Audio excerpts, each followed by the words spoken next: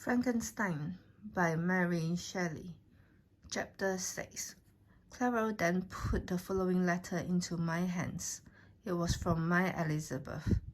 My dearest cousin, you have been ill, very ill, and even the constant letters of dear kind Henry are not sufficient to reassure me on your account. You are forbidden to write, to hold a pen. Yet one word from you, dear Victor, is necessary to calm our apprehensions. For a long time I have thought that each post would bring this line, and my persuasions have restrained my uncle from undertaking a journey to Ingolstadt. I have prevented his encountering the inconveniences and perhaps dangers of so long a journey, yet how often have I regretted not being able to perform it myself. I figure to myself that the task of attending on your sick bed has devolved on some mercenary owners, who could never guess your wishes nor minister to them with the care and affection of your poor cousin. Yet that is over now. Clara writes that indeed you are getting better. I eagerly hope that you will confirm this intelligence soon in your own writing. Get well and return to us. You'll find a happy, cheerful home and friends who love you dearly. Your father's health is vigorous, and he asks but to see you, but to be assured that you are well, and not a care will ever cloud his benevolent countenance. How pleased you would be to remark the improvement of our Ernest. He is now 16 and full of activity and spirit. He is desirous to be a true Swiss and enter into foreign service, but we cannot part with him, at least until his elder brother returns to us. My uncle is not pleased with the idea of a military career in a distant country, but Ernest never had your powers of application. He looks upon study as an odious fetter. His time is spent in the open air, climbing the hills or rowing on the lake. I fear that he will become an idler unless we yield the point and permit him to enter on the profession which he has selected. Little alteration, except the growth of our dear children, has taken place since you left us. The blue lake and snow-clad mountains, they never change, and I think our placid home and our contented hearts are regulated by the same immutable laws. My trifling occupations take up my time and amuse me, and I am rewarded for any exertion by seeing none but happy, kind faces around me. Since you left us, but one change has taken place in our little household. Do you remember on what occasion Justine Moritz entered our family? Probably you do not. I will relate her history, therefore in a few words. Madame Moritz, her mother, was a widow with four children, of whom Justine was the third. This girl had always been the favorite of her father, but through a strange perversity, her mother could not endure her, and after the death of M. Moritz, treated her very ill. My aunt observed this, and when Justine was 12 years of age, prevailed on her mother to allow her to live at our house. The republican institutions of our country have produced simpler and happier manners than those which prevail in the great monarchies that surround it.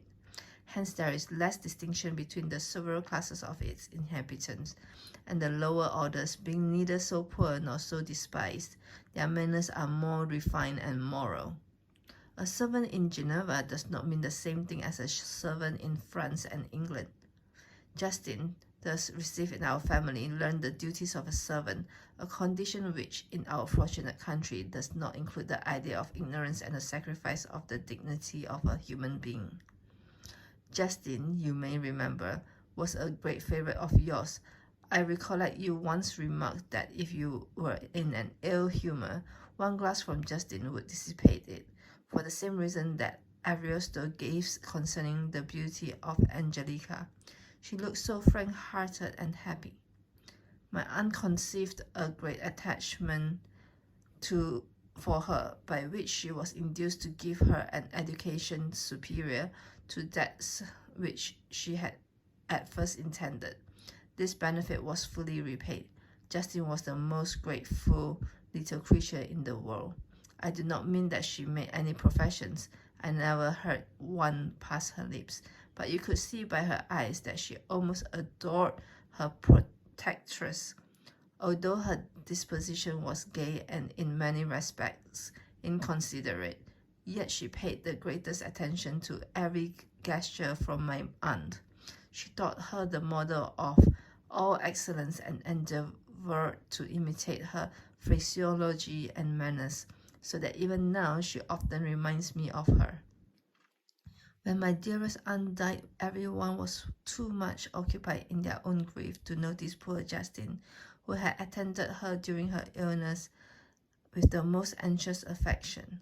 Poor Justin was very ill, but other trials were reserved for her.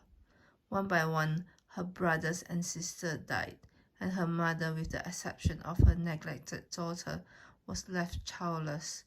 The conscience of the woman was troubled. She began to think that the deaths of her favorites was a judgment from heaven to chastise her partiality. She was a Roman Catholic, and I believe her confessor confirmed the idea which she had conceived. Accordingly, a few months after your departure for Ingolstadt, Justin was called home by her repentant mother. Poor girl, she wept when she quitted our house. She was much altered since the death of my aunt. Grief had given softness and a winning mildness to her manners, which had before been remarkable for vivacity. Nor was her residence at her mother's house of a nature to restore her gaiety. The poor woman was very vacillating in her repentance. She sometimes begged Justin to forgive her unkindness, but much oftener accused her of having caused the deaths of her brothers and sister. Perpetual fretting at length threw Madame Moritz into a decline, which at first increased her irritability, but she is now at peace forever. She died on the first approach of cold weather at the beginning of this last winter. Justin has just returned to us, and I assure you, I love her tenderly. She is very clever and gentle, and extremely pretty. As I mentioned before, her mien and her expression continually remind me of my dear aunt. I must say also a few words to you, my dear cousin of little darling William. I wish you could see him. He is very tall of his age, with sweet laughing blue eyes, dark eyelashes and curling hair. When he smiles, two little dimples appear on each cheek, which are rosy with health. He has already had one or two little wives, but Louisa Biron is her favorite, a pretty little girl of 5 years of age. Now, dear Victor, I dare say you wish to be indulged in a little gossip concerning the good people of Geneva. The pretty Miss Mansfield has already received the congratulatory visits on her approaching marriage with a young Englishman, John Melbourne. Her ugly sister, Manon, married M. de Villard, the rich banker, last autumn. Your favorite schoolfellow, Louis Maneur, has suffered several misfortunes since the departure of Clairvaux from Geneva, but he has already recovered his spirits and is reported to be on the point of marrying a lively, pretty French woman, Madame Tavernier. She is a widow and much older than Manor, but she is very much admired and a favorite with everybody. I've written myself into better spirits, dear cousin, but my anxiety returns upon me as I conclude. Write, dearest Victor, one line, one word will be a blessing to us. 10,000 thanks to Henry for his kindness, his affection, and his many letters. We are sincerely grateful. Adieu, my cousin. Take care of yourself, and I entreat you, write. Elizabeth Lavenza. Geneva, March 1817. Dear, dear Elizabeth, I exclaimed, when I had read her letter. I will write instantly, and relieve them from the anxiety they must feel. I wrote, and this exertion greatly fatigued me, but my convalescence had commenced, and proceed regularly. In another fortnight, I was able to leave my chamber. One of my first duties on my recovery was to introduce Clairvaux to several professors of the university. In doing this, I underwent a kind of rough usage in doing this, I underwent a kind of rough usage, ill-befitting the wounds that my mind had sustained. Ever since the fatal night, the end of my labors and the beginning of my misfortunes, I had conceived a violent antipathy even to the name of natural philosophy. When I was otherwise quite restored to health, the sight of a chemical instrument would renew all agony of my nervous symptoms. Henry saw this and had removed all my apparatus from my view. He had also changed my apartment, for he perceived that I had acquired a dislike for the room which had previously been my laboratory. But these cares of Clairvaux were made of no avail when I visited the professors. M. Waldman inflicted torture when he praised, with kindness and warmth, the astonishing progress I had made in the sciences. He soon perceived that I disliked the subject, but not guessing the real cause, he attributed my feelings to modesty and changed the subject from my improvement to the science itself with a desire, as I evidently saw, of drawing me out. What could I do? He meant to please, and he tormented me. I felt as if he had placed carefully one by one in my view those instruments which were to be afterwards used in putting me to slow and cruel death. I writhed under his word, yet dared not exhibit the pain I felt. Clairvaux, whose eyes and feelings were always quick in discerning the sensations of others, declined the subject, alleging in excuse his total ignorance, and the conversation took a more general turn. I thanked my friend from my heart, but I did not speak. I saw, although I loved him with a mixture of affection and reverence that knew no bounds, yet I could never persuade myself to confide in him that event which was so often present to my recollection, but which I feared the detail to another would only impress more deeply. My M. Cramp was not equally docile, and in my condition at that time, of almost insupportable sensitiveness, his harsh, blunt encomiums gave me even more pain than the benevolent approbation of M. Waldman. The fellow, cried he, why, M. Clairvaux, I assure you he has outstripped us all. Stare if you please. But it is nevertheless true. A youngster who but a few years ago believed in Cornelius Agrippa as firmly as in the gospel has now set himself at the head of the university, and if he not soon put down, we shall all be out of countenance. Aye, continued he, observing my face expressive of suffering. M. Frankenstein is modest, an excellent quality in a young man. Young men should be diffident of themselves, you know. I'm clever. I was myself when young, but that wears out in a very short time. M. Cramp had now commenced an eulogy on himself, which happily turned the conversation from a subject that was so annoying to me. Clairvaux had never sympathized in my taste for natural science, and his literary pursuits differed wholly from those which had occupied me. He came to the university with the design of making himself complete master of the Oriental languages, and thus he should open a field for the plan of life he had marked out for himself. Resolved to pursue no inglorious career, he turned his eyes towards the east as affording scope for his spirit of enterprise. The Persian, Arabic, and Sanskrit languages engaged his attention, and I was easily induced to enter on the same studies. Idleness had never been irksome to me, and now that I wished to fly from reflection and hated my former studies. I felt great relief in being the fellow pupil with my friend, and found not only instruction but consolation in the works of the Orientalists.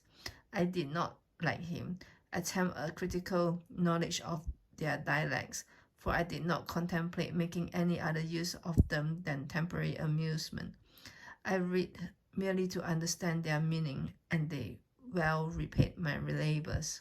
Their melancholy is soothing, and their joy elevating to a degree I never experienced in studying the authors of any other country. When you read their writings, life appears to consist in a warm sun and a garden of roses, in the smiles and frowns of a fair enemy, and the fire that consumes your own heart. How different from the manly and heroical poetry of Greece and Rome.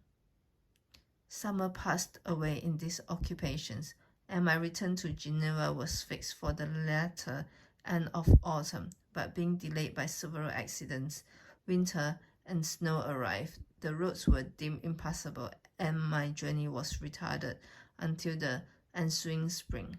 I felt this delay very bitterly, for I longed to see my native town and my beloved friends. My return had only been delayed so long from an unwillingness to leave Clerval in a strange place before he had become acquainted with any of its inhabitants. The winter, however, was spent cheerfully, and although the spring was uncommonly late when it came, its beauty compensated for its dilatoriness. The month of May had already commenced, and I expected the letter daily which was to fix the date of my departure, when Henry proposed a pedestrian tour in the environs of Ingolstadt, that I might bid a personal farewell to the country I had so long inhabited. I acceded with pleasure to this proposition. I was fond of exercise, and Clerval had always been my favorite companion in the ramble of this nature that I had taken among the scenes of my native country. We passed a fortnight in these preambulations.